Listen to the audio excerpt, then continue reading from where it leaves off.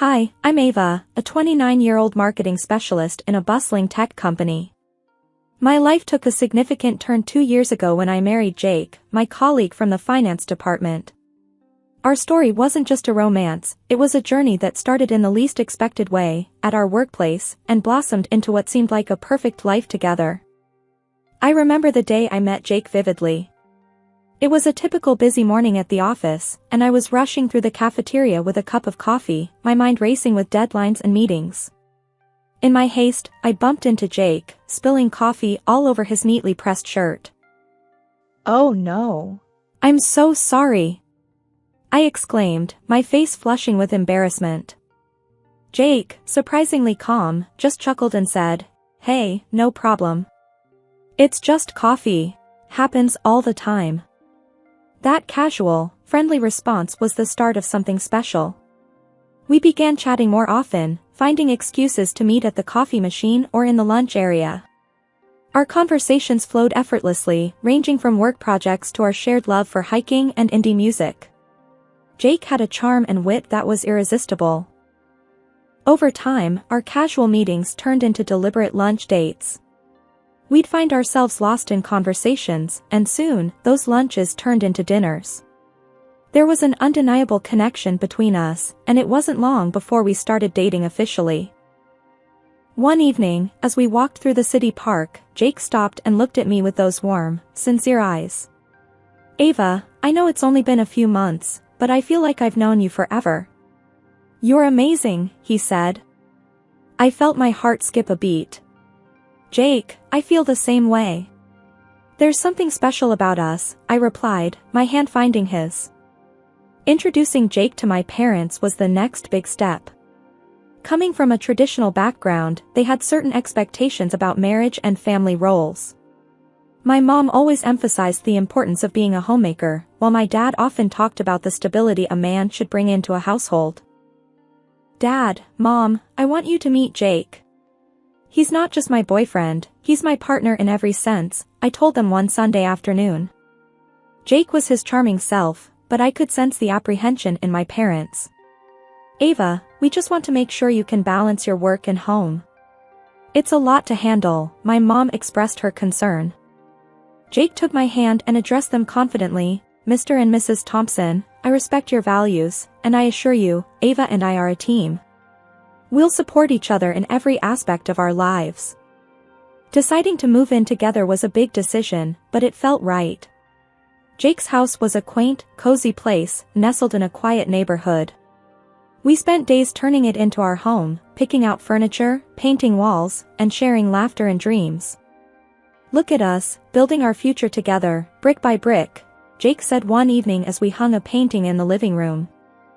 I remember feeling a sense of contentment, standing there with him in our home, a place that symbolized our love and partnership. "Our little paradise," I replied, a smile spreading across my face.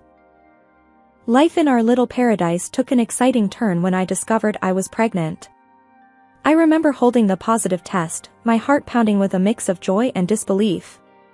Sharing the news with Jake was a moment I had dreamt about. "Jake, I have something amazing to tell you," I said one evening, the test hidden behind my back. He looked up, curious. "What's up, Ava?" I held out the test to him, watching his eyes widen with realization. "We're going to be parents." Jake's reaction was priceless. He swept me into his arms, spinning me around. "This is the best news ever. I can't believe we're going to have a baby." However, the initial euphoria soon gave way to the harsh realities of a challenging pregnancy. Nausea and extreme fatigue became my constant companions. My senses heightened to the point where even the smell of coffee, which I once loved, made my stomach churn. As my condition worsened, I found myself unable to cope with everyday tasks. I would sit at the kitchen table, head resting in my hands, feeling utterly drained. Jake would find me like that after coming back from work. "Ava, are you okay? You look exhausted," he'd say, his face lined with concern. I tried to put on a brave face. "I'll be fine. It's just the pregnancy taking its toll." Realizing I couldn't continue like this, I made the difficult decision to go on maternity leave, albeit without pay. I broke the news to Jake, hoping for his understanding. "Jake, I can't keep up with work anymore. I'm going on maternity leave," I told him hesitantly. He frowned, clearly not pleased. "Unpaid leave? Ava, that's going to be tough on us financially." I felt a sting of guilt, knowing he was right, but I had no choice. "I know, but I can barely get through the day." As days passed, our once tidy home started reflecting my inability to keep up. Piles of laundry, unwashed dishes, and takeout boxes became a common sight. Jake's frustration began to show. One day, he came home to find me lying on the couch, too nauseated to move. The house was in disarray. "Ava, what's going on? Why isn't any of this done?" he snapped, gesturing to the messy room. I felt a lump form in my throat. "I'm sorry, Jake. I can't." He let out a sigh of exasperation and walked away. That night, we ate in silence, the air thick with unspoken tension and disappointment. As my pregnancy progressed, so did the difficulties at home. The once joyful anticipation of our baby was overshadowed by the increasing strain between Jake and me. Our home, once a haven of love and comfort, began to feel like a battleground. With my health not improving, I found even the simplest tasks overwhelming. Our home started to reflect this neglect. Dirty dishes piled up, laundry lay forgotten, and the dust settled on every surface. I could barely muster the energy to get off the couch, let alone clean. One particularly tough day, Jake came home to a sink full of dishes and takeout containers littering the table. His patience, it seemed, had reached its limit. "Seriously, Ava? It's like a pigsty in here," he exclaimed, his voice tinged with frustration and anger. I looked up from the couch, feeling a mix of guilt and helplessness. "Jake, I can't keep up. You know how hard this has been for me." Jake's demeanor had shifted from his usual caring self to someone I hardly recognized. He started spending more time away from home, often coming back late. His annoyance was palpable every time he stepped into our increasingly chaotic house. "Ava, when I come home, I want to relax, not clean up this mess," he argued one evening, his tone harsh and accusing. I tried to explain, my voice weak and shaky. "I understand, but I'm doing the best I can. This pregnancy is it's so hard." Things reached a breaking point one evening when I mustered all my strength to tidy up. I was halfway through doing the dishes when Jake walked in. "What, now you decide to clean? A little late for that, don't you think?" he said mockingly, watching me struggle. Tears welled up in my eyes. "I'm trying, Jake. I'm trying so hard," I whispered, feeling utterly defeated. Jake let out a sigh of frustration and walked away, leaving me there, alone and heartbroken. The growing strain at home with Jake left me feeling isolated and desperate for support. I hoped turning to my parents, who had always been my rock, would provide some comfort. But the conversation that unfolded only added to my turmoil. I called my parents one evening, my heart heavy with the burden of my struggles. "Mom, Dad, I'm really having a hard time," I began, my voice laced with hope and desperation. "The pregnancy is taking a toll on me, and Jake, he doesn't understand." There was a pause on the line, a silence that felt uncomfortably long. Then my mother's voice came through, stern and unsympathetic. "Ava, pregnancy is hard for every woman. You need to push through and take care of your home. That's your responsibility." I felt a surge of frustration. "Mom, it's not just about pushing through. I'm sick all the time, and Jake is barely around to help." Her response was immediate and dismissive. "When I was pregnant with you, I managed everything without complaining. You're not the first woman to go through this, Ava." I couldn't believe what I was hearing. "But Mom, every pregnancy is different. I'm really struggling here," I tried to explain, my voice cracking. There was no empathy in her reply. "You need to be a better wife, Ava. It's not Jake's job to clean and cook. You're making excuses. My father, who had been silent, finally spoke up, his voice echoing my mother's traditional views. Your mother is right, Ava. You have duties as a wife.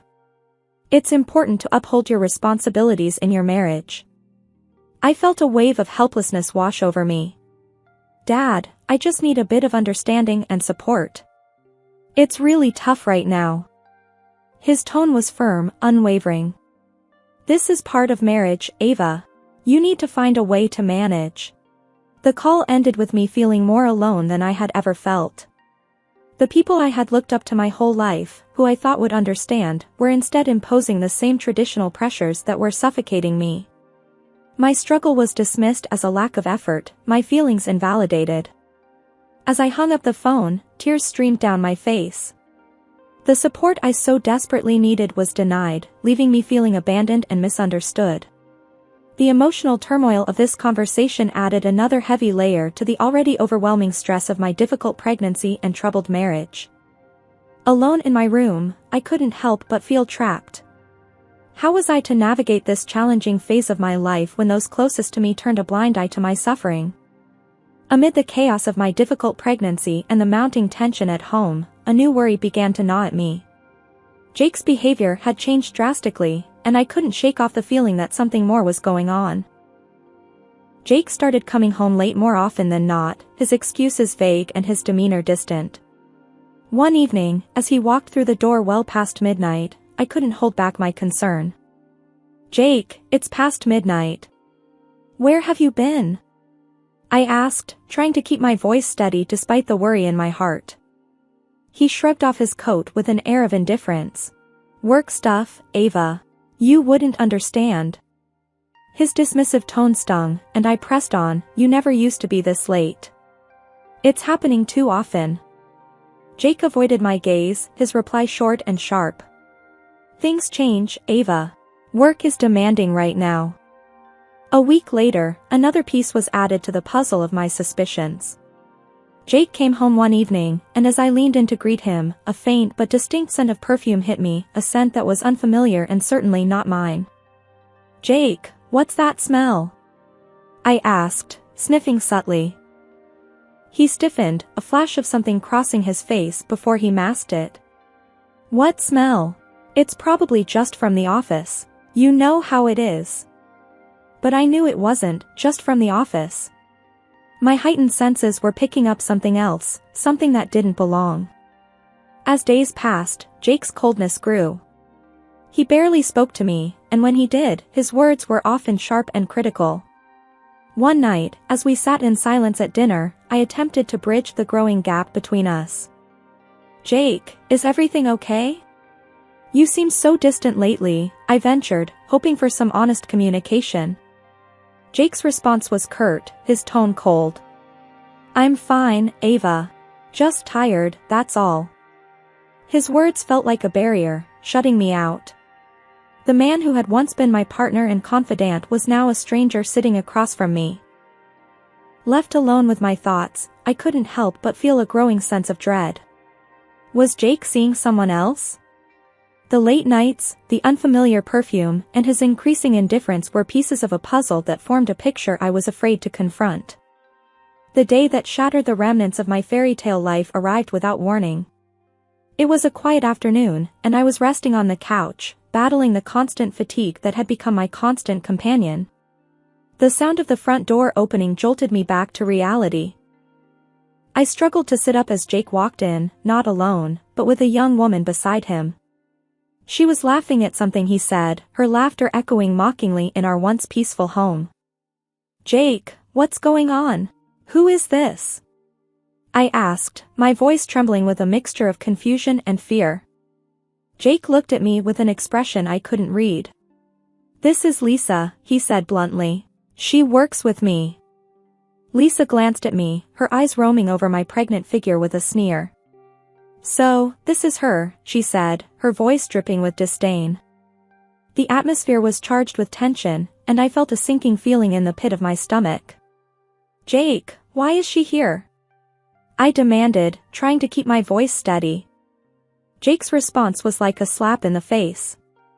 "Ava, I'm done with this," he said, gesturing at me with a look of disgust.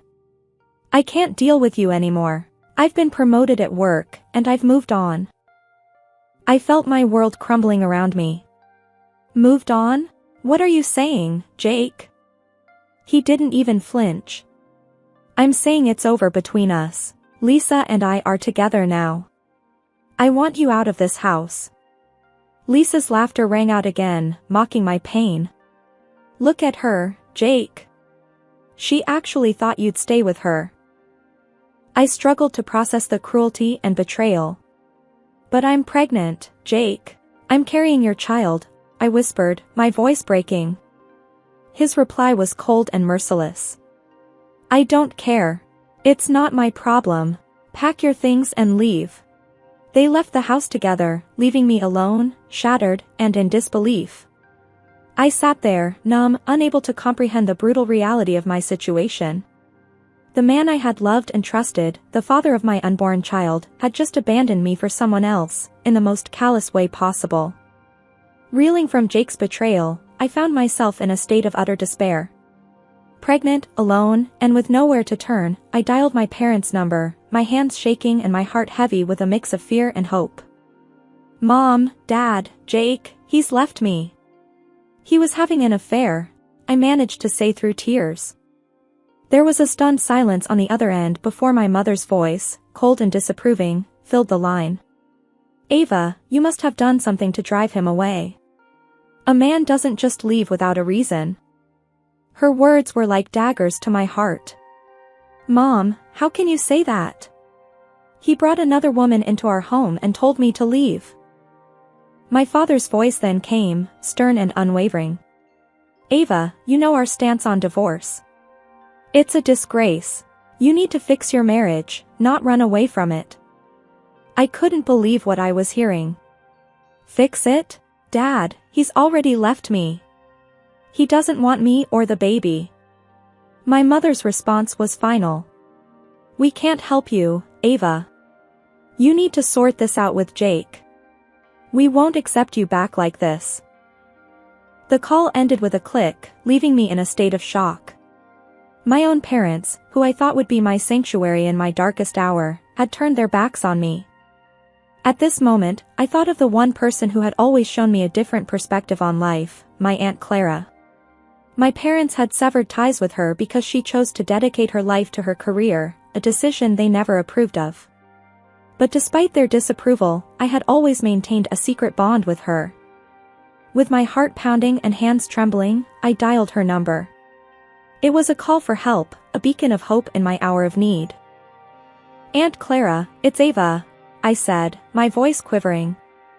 "I'm in trouble." Her response was immediate, her voice filled with concern. "Ava, tell me what happened. You know you can always count on me." I poured out my heart to her, telling her about Jake's betrayal, my parents' harsh rejection, and the hopeless situation I found myself in.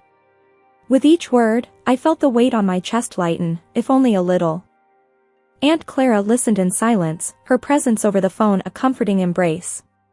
When I finished, she spoke with a firmness that was both reassuring and commanding. "Ava, listen to me. You are not alone. Do not go anywhere. Stay put. I will handle this," she said with conviction.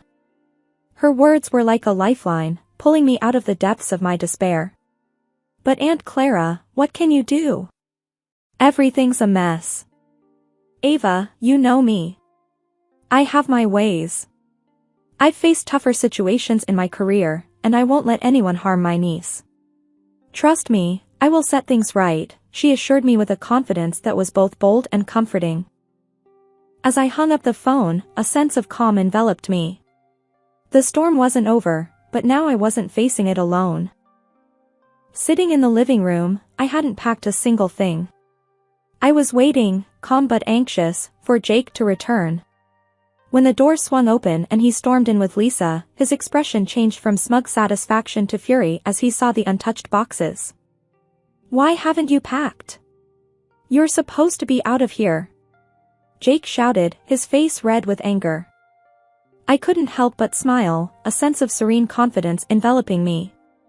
I'm not going anywhere, Jake, I said calmly. I have a reliable defender. His rage turned to confusion, and before he could retort, the kitchen door opened. Out stepped Aunt Clara, composed and authoritative, accompanied by a sharply dressed man I recognized as a lawyer. Jake's face turned white as a sheet, his earlier bravado disappearing. Jake, Lisa, may I present to you my Aunt Clara? I said, pleased with her dramatic entrance. She held up her hand, a signal that she was in control now. I think I've heard enough, Jake. And you, Lisa, this is not your concern anymore. Jake, now looking like a deer caught in headlights, managed to stutter out. You are the CEO. That's right, Aunt Clara replied coolly. And you, Jake, have just lost not just your promotion but also your job. His shock was palpable, but Aunt Clara wasn't done yet. And the gentleman here, she gestured to the lawyer, has recorded every insult you hurled at Ava. I couldn't help but feel a wave of relief and vindication. I never advertised that my aunt was the CEO of the company, Jake. But she is, and she's on my side. Aunt Clara's voice was stern. Your worthlessness has been duly noted, Jake. You're not only losing your job but prepared to be shaken down for every last cent for your child and for the emotional distress you caused Ava. As Jake and Lisa hastily retreated, their defeat evident, I realized this was more than just a victory. It was justice, a powerful, resounding justice. Aunt Clara, the woman who had silently been my pillar of strength, had not just promised support, she had delivered it in the most formidable way. Well, what about Jake? I will leave him in the past, along with his ruined career and ruined reputation. Do I feel sorry for him? No, not a bit. It is how karma works.